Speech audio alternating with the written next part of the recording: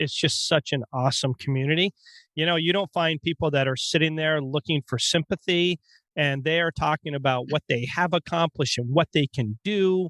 Some folks say, hey, if I had a chance, I don't know. It's hard, right? Some folks would be like, obviously, I wouldn't want CMT, but CMT has really made me into this incredible person. And that is very heartfelt, warming, and touching to me to hear those stories. Parents, our siblings, our community, our family, everybody is involved. I mean, they don't even hesitate. That's good. I hope Mom's listening because we need her to make a big donation this year. Yeah, I know. This is the reason we're mentioning her. No, I'm just kidding. Get out your checkbook, Mumsy. Mama. Hello, everyone. This is Chris and Lizzo. We are a brother-sister team. And on behalf of the Charcot-Marie-Tooth Association, a.k.a. CMTA, we are coming at ya. Coming at ya from coast to coast. I'm in California, and Chris lives in Green Mountain State of Vermont. That's right, folks. And this is... Excuse me? Vermont. This is another episode of our podcast named what, Lizzo? CMT for me, CMT, the number 4, me. That's right, folks. CMT for me, a community-focused podcast dedicated to those with CMT, giving them a voice in the community to share their stories, good or bad, successes, challenges, and much, much more. Every time I listen to an episode, I've wondered how y'all coordinate this beginning conversation. Oh, it's pretty interesting. We do it at the last minute. Let me get my voice going here. Me too. I was a little... Usually likes to start with the Darth Vader voice. Nah, sometimes. But did you have your cigarette, Elizabeth? You're such a jerk. Huh? You'll hear, Ashley, the cigarette cough, laugh comes out. So listen, Ashley, like chain smoker. I'm allergic to laughter. It gives me asthma. And he tells me that I smoke, and I don't. Yeah, you wait till you hear it when she does her laugh. She's heard That's a shame. You must be sick all the time. She's heard the podcast. All right. Okay, so are we ready? Why are you fixing your hair? I'm just itching my head. Oh, okay. A little itch. Our next guest, the distinguished and most reputable Dr. Stefan Zuckner. Isn't that a German name? Cool. A great opportunity to brush the dust off my German vocabulary. As you can recall from other episodes, I spoke French and even spoke with the British accent. Hello, we get das dir, Stefan. I think that means hi, Stefan. How are you? Yes, it does. Wo becomes the Diner schneiden? Chris, I think that means if Stefan understood, where do you get your haircut? Oh, it does. Du gehst mir auf den Nafu? Now it says, and this is true for you, you're getting on my nerves. Lizzo, so what do you think of my incredible German? Sehr schlecht. Very bad. So let's move on. We'll ask Stefan to clarify some commonly asked questions and misinformation. A great learning opportunity for all of us. It is really day and night. 10 years ago, pharma and the research community, there was little in the so-called pipeline, the therapeutic pipeline. That has truly changed. There are now gene therapies for some rare forms of CMT. There are related disorders like spinal muscular atrophy. It's for doctors, even though it's different for patients, it's a related disease. There are functioning gene therapies. Industry has many projects now that they want to bring forward. Academia has many more ideas. It feels a bit like a domino game where it flips faster and faster. I think we're at the beginnings of the age of therapy. We were in the age of diagnostic, finding the root causes. We see signs that we are entering an age of therapy. Yeah. I love that. Yeah, I'm going to title this episode that. Yeah, exactly. Age of therapy. And those patients who went through this age, that will benefit all the generations going forward. And I'm really fired up about this next speaker. Me too, because he's going to help you with your meditation, among other issues that you may be carrying around on your shoulders. Exactly. Thank you. So I'd like to introduce Arda Ozdemir. Woo! He's a spiritual mentor, He's awesome. Executive life coach. He's written several books. The latest is The Art of Becoming Unstuck.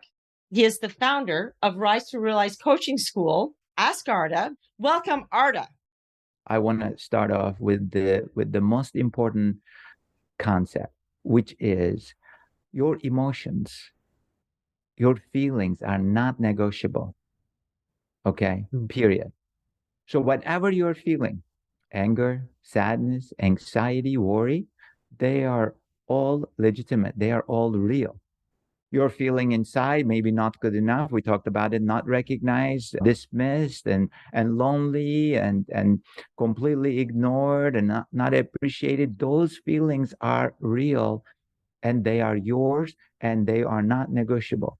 So this key concept helps you go through this grief cycle. When you first learn about that you have CMT, what was the experience like? I'm inviting everybody to go back to that moment.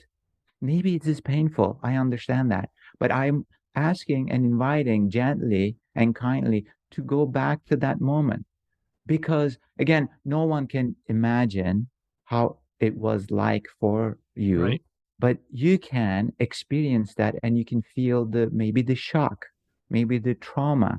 That is the first stage of grieving process. It might not be just the individual with CMT, but it also could be the parents who just learned their child has CMT. Everyone involved, somebody with the CMT, just learning, and friends, people reflect on your pain. A lot of people will be, oh my God. And immediately after that shock, sometimes, and I'm sure there will be some of you who will deny that. No, that's not true. That could be a stage that some people go through. And right after that, Chris, Elizabeth, right after that, when you are diagnosed, you start to feel that anger that is bubbling up. You will be like, you want to cry, like you want to scream and scream from the top of your lungs and say, why me? So after denial, slowly goes into the anger stage. And I'm inviting everybody to reflect on that. Did you feel the shock? And where did you feel the shock in your body? Sometimes it's just like a little cramp in the stomach, a little punch in the stomach. Sometimes you feel this hollow feeling in the lower belly. Very important to really feel that. And then you can inhale and exhale to ease the pain. And whenever you feel the anger, I bet that anger will show up in your body in that spot where you felt the shock, where you felt the punch, where you felt that contraction. And what happens after anger? You said anger, then do you sadness. Experience sadness next? Yes, you got it. Because after anger, you basically exert your energy. Like when you're angry, like you want to fight, right? So you start to feel that, oh, I want to fight this. I want to, yeah, exactly. Yeah, the fists are up, and then you're just like screaming and like, I'm going to fight this. And then all of a sudden you realize, oh, it's here. So then you sit down, you almost like collapse. If you can visualize it, someone going through that stage, sadness comes in. So, yeah, I mean, even after living years and years and years, maybe you don't even know you're angry, but everything has a shadow or a negative tone, like this damn disease, I can't do this and I can't do that. And I totally get that. And you get so angry. It seems like it's impossible to let that go, but a lot of our guests do. I don't know how they do it. How do you let it go? So they switch that fight and sadness into acceptance. And through the acceptance, they start to bring their inner strength into their lives. After acceptance, I call it new beginnings, because you had life, a certain flow, and you got diagnosed. Now you have a new life, a different life. After going through the grieving process, you have a new life, a new beginning, because your energy will be different after processing that anger and sadness. Isn't this great? Yeah. And this podcast is a gas. Can you dig it? Why are you pulling all these words out of the 60s and 70s? You're just being weird. I'm like thrown off. I can't even focus. Hey, sis, listen, don't come unglued, all right? No need to flip your wig, girl. Just mellow out, sister. Peace. Right on. Okay, I'll just try to hang loose. Just trying to dig this vibe, man. All right. As usual, you are now being very weird. Name this band, Lizzo. Truckin', got my chips cashed in, keep trucking like the Doodah Man. Coldplay. Oh my God, this is a Grateful Dead. All right, enough's enough, sis. Okay, let's move on to today's guest, Mr. Jonah Berger, a true deadhead. Jonah has been a longtime friend. I just sent him a video yesterday of him talking at a support and action group at the time. Oh, yeah? Cool. It was like 11 years ago. And Jonah was sitting there. I didn't listen to the whole thing, but he was just getting started. I'm sure you were with the CMTA before him, but he's a poet. He's an artist. And Jonah, what would you like to leave our listeners with, or what advice would you love to give our listeners? Let's see. I've got a small one and a big one. Okay. The small one is, and again, it's biased because I work for the CMTA and I'm paid by the CMTA, but I also see frontline what the CMTA does and accomplishes. And I've never been a part of an organization that does it better. I just never have. And so the small one you can do is keep supporting. And that could be financial, ideally, but it can also be participation in things. It can also be connection, volunteering. Like there's so many ways to support this organization, but I'm here to tell you all from the front lines, this organization is worth every minute of your energy and effort and every penny you donate. Great. It's beautiful because not every organization I've worked for I could say that about, but I can about the CMTA. And then I guess the bigger one that I would say that comes directly from my exposure to the youth of the CMTA and to my work is don't ever believe that the world is a bad place. Yes, the world is going through a lot of issues, and we have a world of work to do on our culture and on the way we prioritize and treat each other. But from the front lines, if you are lucky enough to do the work that I do, you see this side of humanity, this beauty, this strength, man, that same thing as I said about parenting and marriage. We have a lot of challenges on our plate as a community, as a larger world community, but it's worth the effort. You got to keep doing the work because the golden moments are still very much alive, and there's nothing but hope in the future as long as you're willing to stay focused on it. Kenny B's in the house. I love it. I love it, Kenny B. One thing we always do on this podcast with our guest is really ask them based on their experiences, right? Because I picture the listeners listening to this podcast, and it might be someone recently diagnosed with CMT or not diagnosed with CMT, someone who might be struggling emotionally, coming to grips with their CMT. So just on your experience, what would you say to this community here? So when you're first diagnosed with CMT and you hear those words that nobody's ever heard before, it can be difficult because you're told, look, you have this disease, there's no cure. We really can't treat it. We can maybe manage the symptoms, but here you go, get out of here. And that's typically the extent of what it is, and it's unfortunate. But how do you deal with hearing something like that? You have something you're born with, you're going to have it for the rest of your life, go away. It's difficult. The silver lining in it, at least for me, is that although the words are hard to hear and to digest, CMT itself is not anything new for anybody who's newly diagnosed. They've already been living it. Unless they have an established family history, they've chased that diagnosis for years, sometimes decades.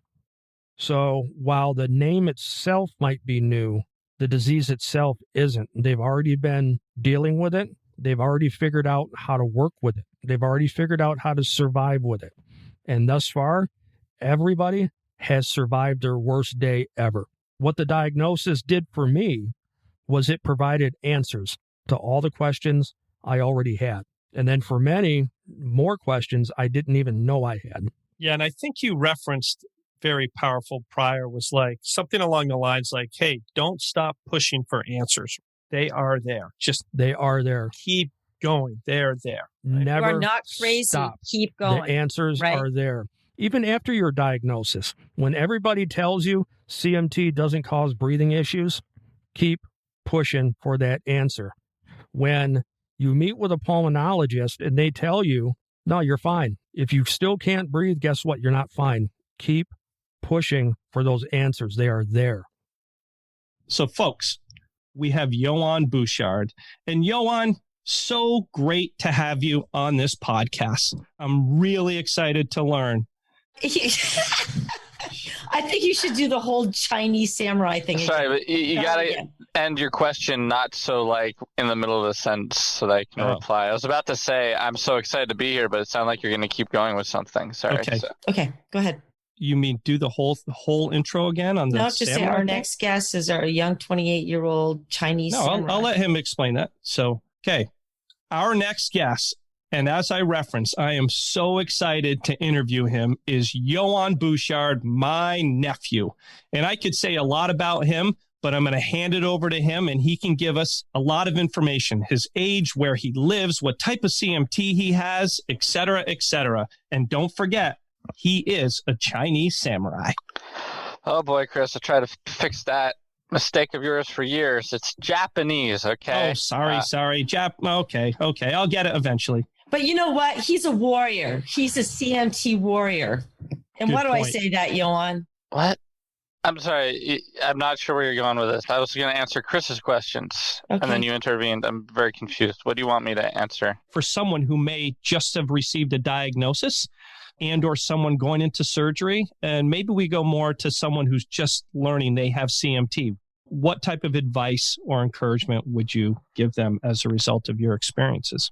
Right. Well, one important thing is always to find some people that you can lean on to talk to be able to discuss this about. So, I mean, I don't know what type of CMT you may be diagnosed with. I don't know how severely you're affected, but I think this is true for all people who are diagnosed with CMT. You know, it's important to have people to be able to talk to discuss this, to be able to rely on, to confide into. You know, the CMT isn't like, oh, I can deal with this on my own type thing. I feel it's something that you need to have a group of people that can help you out, not necessarily, you know, help, but like that you can talk to about any problems you run into, that can give you advice on how to deal with things. People that will try to understand ways of helping you in ways that you want help in, and not misunderstanding, you know, that, yeah, you have CMT, but you can still do things. It's not like you're completely disabled and can't do anything. I mean, there's always some activities that you can participate in, and it's finding those activities that's so important, and finding that group of people that you can talk to and work with. That's awesome. And I'm going to transition over to Lizzo. Lizzo, as a parent,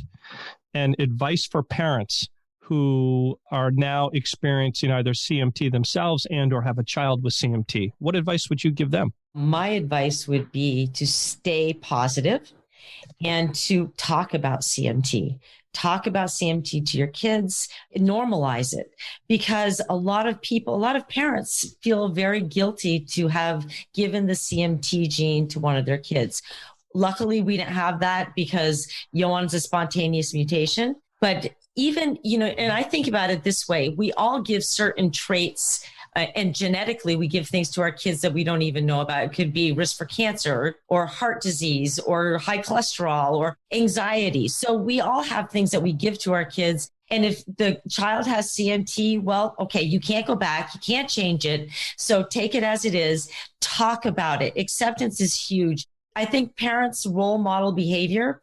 And if the children feel that the parents are really anxious, or the parent hates living with CMT and is very negative, then they're going to emulate that kind of attitude and behavior. It's not a great disease to have. But again, we can't change it. We're working on a cure. Get involved with the CMTA. Get involved with your kids. You know, be an advocate for people with CMT and meet others. When we have a great camp for kids and great support groups around the country. So I would really say there's a lot of people that kind of want to hide the fact that they have CMT or the kids have CMT. And, you know, our philosophy has always been, do what you can now. We did a lot of traveling when Johan was younger because we didn't know what the effects of CMT were going to be. And I'm really glad we did that. And we talked about it and accepted it. And look at you. You're involved too, Chris. I mean, how have you seen Johan's evolution over the years? How have I seen his evolution? Yeah. Oh boy, now a question that I need to answer. No, I think as I stated, he's, again, a very confident individual. I think he's very realistic. I love the fact that his positive attitude, he's getting out there and biking and looking at ways that he can continue to do things, and his involvement with the CMTA and sharing his stories with others is just remarkable. So it's encouraging. I hope it's really encouraging for our listeners. I was just thinking in closing, and I can tell we need to wrap up because Johan's kind of yawning and ready to go to sleep again. We received a complaint on the podcast. Oh my, come on. Really? Yeah, we did. The person gave us a 5-star review, but then, cool. Yeah, what the heck were they complaining about? Well, they wanted me to clear this up right from the beginning. They just said that your Forrest Gump accent was horrible. It was like it needs a huge tune up. And I was like, really? I don't know. Yeah, he thinks okay. Well, give me one more shot. One more shot. Okay, well, go. I hope you've been practicing because it really wasn't good. My name is Forrest Gump. You want a chocolate? I could eat about 1.5 million of these. My mama always said life was like a box of chocolates. Well, I'm not an expert, but we have a woman here with us today who is our guest, actually. And she's from Alabama. Oh, and boy. Here we go. I love it. Ashley McLeroy. And cool. I think she's going to help you with that accent. Ashley, are you the one who complained? Are you the one? Perhaps. Yeah. Okay, so listen, if you're just such an accent pro, let me hear your Forrest Gump impression. Here I go. Okay. Mama always said, life is like a box of chocolates. You know what you're gonna get. That is 100 times better than me. I love it. Is there anything you'd like to say to our listeners or community, or any words of wisdom or advice? Definitely. With my disability, I've dealt with a lot of challenges, obviously, but that's just been part of my life. My ability to focus on my abilities seems like it's harder as I get older, and the responsibilities and the stresses compound and the limitations increase. In 2018, I decided that I was going to do a couple of things. I was going to set a 5-year plan, and I had 3 things that I wanted to do, which was get a master's degree, build an accessible home, and go to Hawaii. Well, I was lacking so much confidence that I could achieve those things that when I posted it on social media just as some images, because I didn't want people to be able to understand what those goals were and ask me about them later. And a lot of that had to do with my self-doubt. I just thought, I'm going to post this just for myself, but I don't want other people to understand what it means. Each year that I was facing these challenges, took 2 years to get a master's degree. I beat myself up that entire time thinking, you're not able to do this. You're not able to do this. And it was unnecessary because I did it and I did it well. And then I started the pursuit of a home and I thought, this is too much. You're not going to be able to do this. I just beat myself up. The self-doubt. Absolutely none of that had anything to do with my disability. And so what I want other people to realize is your self-doubt can be more of a limitation than any kind of diagnosis you have. What you need to do is find a support group, a group of cheerleaders who will encourage you, remind you what your abilities are, and then also just take it day by day and just achieve those goals. Write them down and work on them. Who's our guest, dude? Our friend. I said my friend in the notes, David, and he's like, hey, wait a minute. It's our friend. I know. So our friend already being excluded. David Tannenbaum. I've known David for quite a long time. He's a psychotherapist in New York. Well, in New Jersey now because he does Skype or Zoom or whatever. But he's been intimately integrated and involved in the CMTA community. He's a treasure trove of information and knowledge and wisdom. Introducing David Tannenbaum. Welcome. Welcome, David. Hi. Thank you for having me. Thinking about all the listeners out there listening to this podcast, is there something you'd like to leave them with, some words of wisdom and or something insightful that you'd like to share? I know. Kind of like it has to be insightful. Why? Yeah, just easy. Well, I don't know. I don't know how insightful it is, but having CMT certainly have challenges in your life. It's a difficult life, but it absolutely can be a good life. people forget that just because you have challenges doesn't mean that you can't have a great life. And I think that needs to be really imprinted in people's heads, minds from a very early age, because we're so accustomed to thinking, okay, if I have some condition or limitation, that's it. That means I'm not going to have a good life. No, it means that, yes, you have to deal with some tough stuff. But, in the dealing with this tough stuff, it actually opens up other things in your life. It helps you deal with other things in your life a lot easier. So don't see it as a curse. I'm not going to be Pollyannish and say, oh, great, it's a gift. But in a sense, it's the one thing that will push you forward in your life. Everybody has something, some big challenge. Mm-hmm. So for me and for other CMTers, having CMT, okay, that's their challenge. But that's also what's going to propel them. Some people are just, I feel like, and I'm wondering why, are just innately positive. And have they made that choice along the way, and others just can't get there? It's so much harder to look at the positive side than the negative side. Is that just attitude, how we were raised, a little bit of both, nature, nurture? Yeah, that's a good question. I think some people have generally a higher set point on positivity. And I must, in full disclosure, I'm not one of those people. Yeah. I'm a whining Jewish guy from New York. So I complain about a lot of things. So I don't think you have to generally be an inherently positive person. But I do think that you have to get really fed up with your feeling negative to say, okay, enough with that. I got to work on myself to feel more positive. Sometimes you have to hit a low that really will propel you forward. Absolutely. Right? And not only CMT, but in a lot of different things. And what I find is that it is very common. People that have a disability, or just for this podcast, focusing on CMT, I think everyone we've spoken to, Elizabeth, has had kind of that low. Mm-hmm. And you're talking to them and I'm like, my gosh, they are so positive, but they have gone through some challenging times and have come out better as a result. Right. Well, I'm really glad. It's really good to get expansion on this youth program. Exactly. And it makes me think it's just great to be young again. You're not young. Totally, I am. You're so old. Oh, I heard your social security number is 3. Yeah, that's pretty funny. Awesome. Well, you're only 1 year closer to being back in diapers, Lizzo.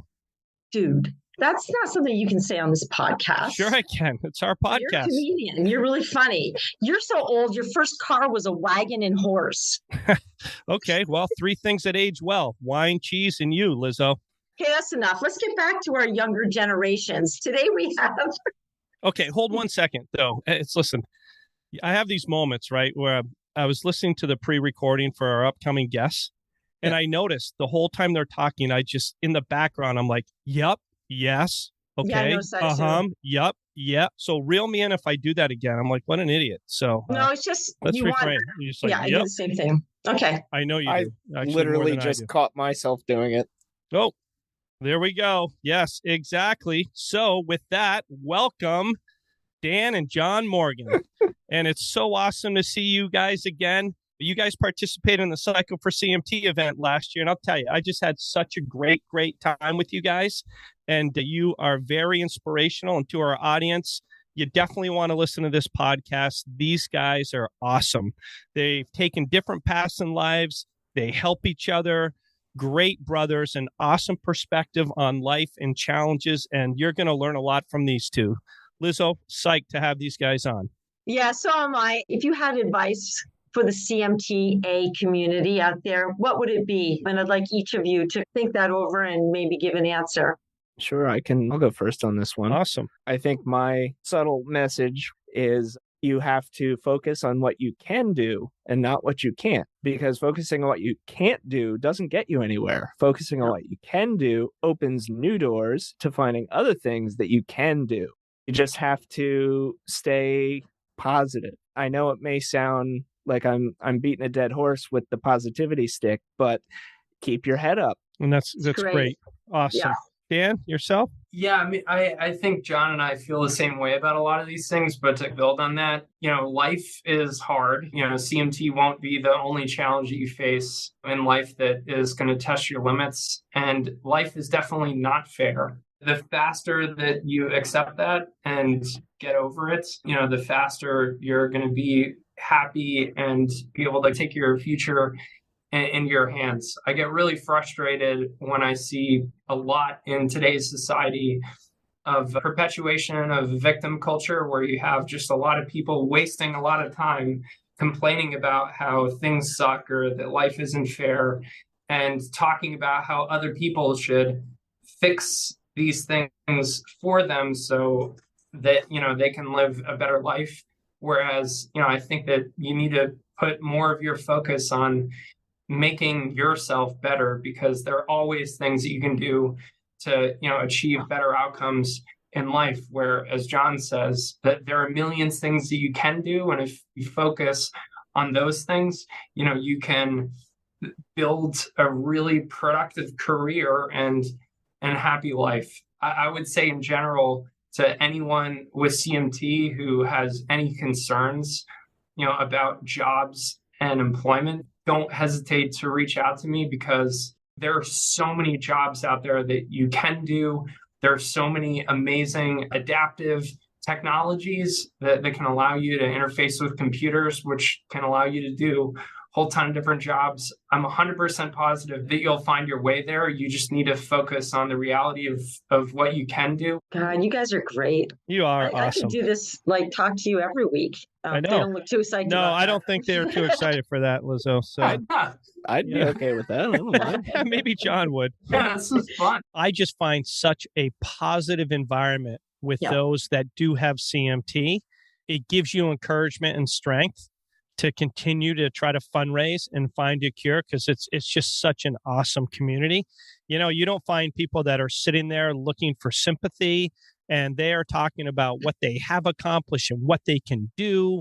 Some folks say, hey, if I had a chance, I don't know. It's hard, right? Some folks would be like, obviously I wouldn't want CMT, but CMT has really made me into this incredible person. And that is very heartfelt, warming, and touching to me to hear those stories. Parents, our siblings, our community, our family, everybody is involved. I mean, they don't even hesitate. That's good. I hope Mom's listening, because we need her to make a big donation this year. Yeah, I know. This is the reason we're mentioning her. No, I'm just kidding. Get out your checkbook, Mumsy. Mama. So, Chris, these two are amazing. They're really longtime friends. I've known them for like 20 years. It seems like that. Yeah, about 20 years. And they're CMT advocates. These two have been married for 60 years. That's how old I'm going to be in December, 60 years. So that's a long time. And I've been married 27. Wow. We don't care. So let me talk more about myself, folks. It's about our guest. Okay. Oh, yeah. Let's refocus. Keep me on track. Today we have Beverly and Frank Wurzel. Woo. Beverly was a CMTA branch leader, and she started around 2005 and is to date the longest standing branch leader with her husband, Frank. And she's even won Volunteer of the Year award. I mean, she is amazing. And we're going to hear from both of them very soon. But Frank is always by her side. She's a determined fundraiser, a natural people person, and a fierce advocate for people with CMT. And Frank, he always makes people laugh. He just makes people laugh. He's funny. They make a great pair. What a couple, Beverly and Frank Wurzel. These two have a lot to say, folks, and they have a great approach to fundraising, strong beliefs which drive them every day in everything they do, a commitment to the CMTA, finding a cure for CMT, and are definitely not a pair who sit on the sidelines. They are engaged. So welcome, Frank. Welcome, Bev. Thank you. Thank you so much for having us. Let's start from the beginning for our listeners. Tell us a little bit about yourself and your relationship to CMT and CMTA. I knew something was wrong at about 35 years old. I lost my lateral instability in one foot, and I said something was going on, but went to a shoemaker, and he put a lateral wedge on the shoes, and it was good for years after that. Each time I got a pair of sneakers, I'd have that lateral wedge put on. And it wasn't until years later that I developed foot drop, many, many years later. And I said, no, there's something definitely wrong here. Finally diagnosed with CMT. At about that time, I found out that there were actually groups that met. They were called support groups. That's right. Our support groups. And remember when they were called support and action groups? And it was very far. The one that was closest to my house was at least an hour away. But I did reach out to the branch leader at the time. Why did it take you so long? So when were you diagnosed? I was diagnosed just a few years earlier than that. When I developed foot drop, I didn't know what to expect from a branch. I didn't know what to expect from going to a meeting, what type of people I'd meet. I was very reluctant. It was a branch leader that called me over and over, please come join us. And I said, no, I'm not ready for this yet. Maybe next time.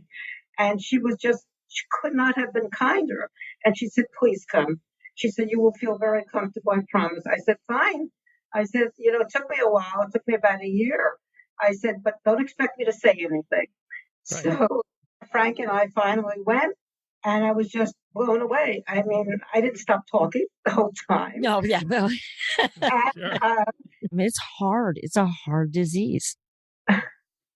Sometimes I feel very sorry for myself. I have friends who are my age, and then some of them are losing their spouses. Others are struggling with other disabilities or other illnesses. Mm-hmm. And in my head, I know, I'm glad for what I have. Thank God it could be worse. But I also know how challenging it is for me, and how much over the years, how much of a change there has. It's been slow. But it's been progressive. And I get angry because why can't I go to the supermarket? Why is it so difficult to me to get out of the house, to walk with the braces? Do I take the cane? Do I not take the cane? I'm angry at my dependence, I think. If I have to say one thing, I'm angry at my dependence on Frank. But on the same flip of the coin, mm-hmm. Frank is dependent on me for so many things. So I think it equals itself out. He does so much for me, but I do for him as well.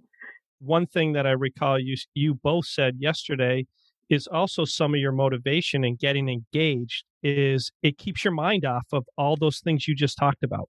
Well, that's right, where you can sit there and just worry about all of that, and you staying engaged or going for walks or running the branch and fundraising keeps your mind off of that. It's the most gratifying feeling. I said this at the beginning of the podcast. Mm-hmm. When somebody calls up and they don't know what to do, and they've just been diagnosed themselves, or had a child recently been diagnosed, and they don't know where to turn. And for me to say, perhaps I can be of help to you. Perhaps I've helped so many people along that way. I've told them about the centers of excellence. I've told them about some of the doctors, some of the researchers that I know, and to feel hopeful. And that's what I'm feeling. I feel, because of all the years that I've been doing this, I feel very, very hopeful for the future. And not so much that I will benefit by the research, but research is definitely on target. It's definitely advanced so much in the 20 years. And I am hopeful by the time that this child needs any type of intervention, there's going to be treatment. There'll be a cure. There'll be no issues. Get it out of your head. That child is going to be fine. The CMTA and the people, Elizabeth and Gina and so many others, have become family to me. It's a second family. It's somebody I know who will get on the phone and say, what's wrong? I haven't heard from you, or what can I do? What can I do to help you? Many of the people I don't know, the newcomers, there were so few, and now there are so many. So yeah, you guys do an unbelievable job. More volunteers, yeah. And I hope now I'm part of your family now that I've got. Well, don't forget the next match for 1A, Bev.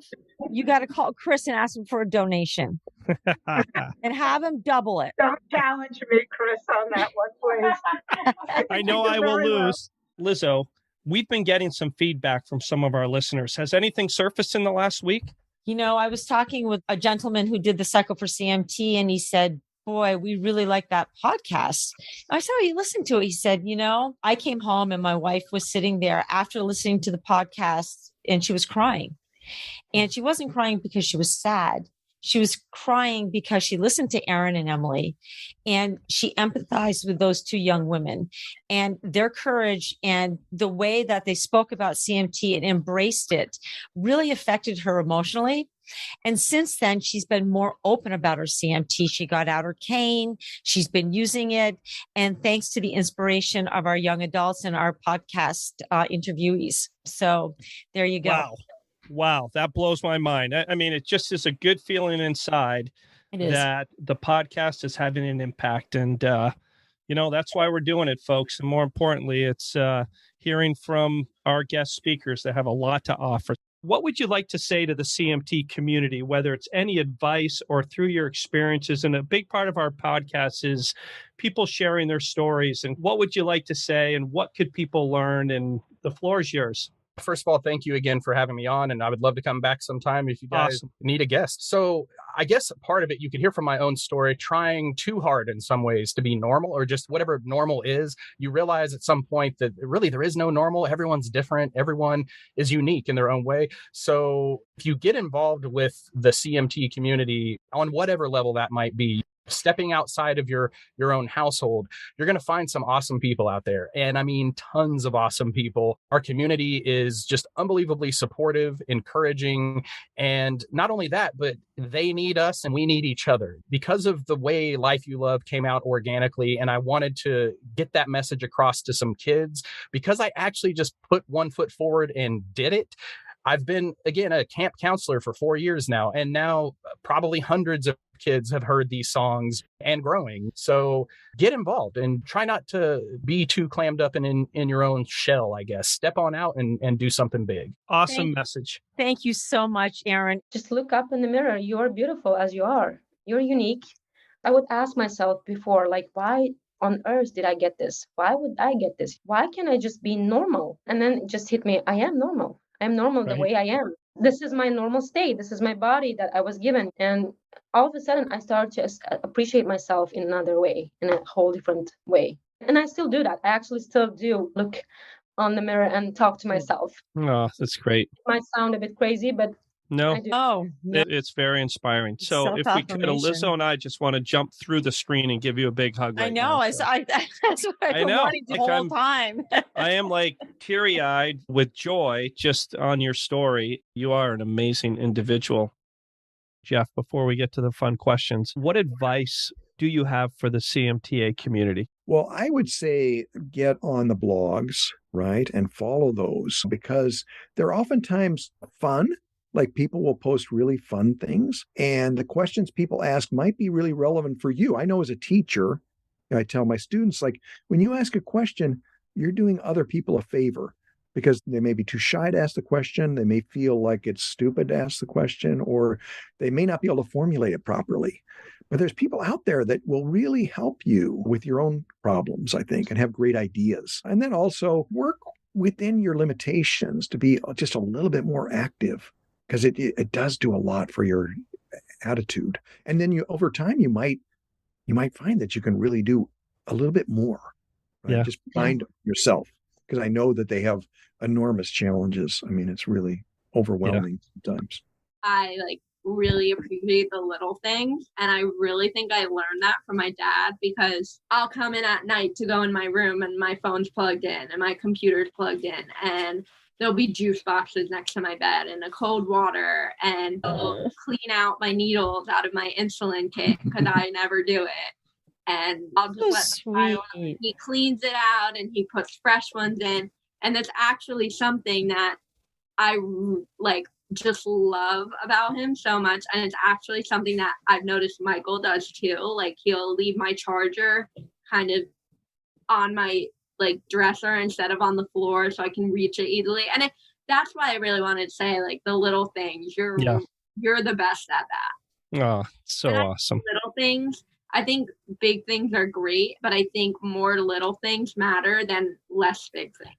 Thank you, Julia. That's awesome. What advice can you provide our listeners? Like some words of wisdom going forth in their lives with CMT. I remember I was giving a talk in Michigan once to a CMTA support group, and there was a young girl in the audience, and I was like, oh man, I feel bad. She's probably bored, dragged here by her parents. And after the talk, I took a Q&A, and she raised her hand. I was like, oh, okay. All right. Yeah. She said, I have CMT. What advice would you give me? I was like, wow, all right, Bethany, like, don't screw this up. And so I told her life can be fantastic. I told her that growing up, I looked at my mom who doesn't have CMT, and I looked at the life she had lived. She had been to 30 countries. She lived in a castle. She lived on a ship. She was a black belt. She lived this incredible, vibrant, adventurous life. And for a while, I thought that that was inaccessible to me because of my CMT. And I have learned that I was wrong, right? There may be limits on my body, which I test. I test them regularly. But there are not limits on the quality and the vibrance of the life that I can lead. So that's what I told her. And that's what I would tell anyone listening, is that life can be fantastic. Do you have any advice and or insights as we close that you would like to share with the CMT community? I think you've said it. I understand why the hope is dead in so many when it comes to their feet. And it doesn't come from having a bad disease.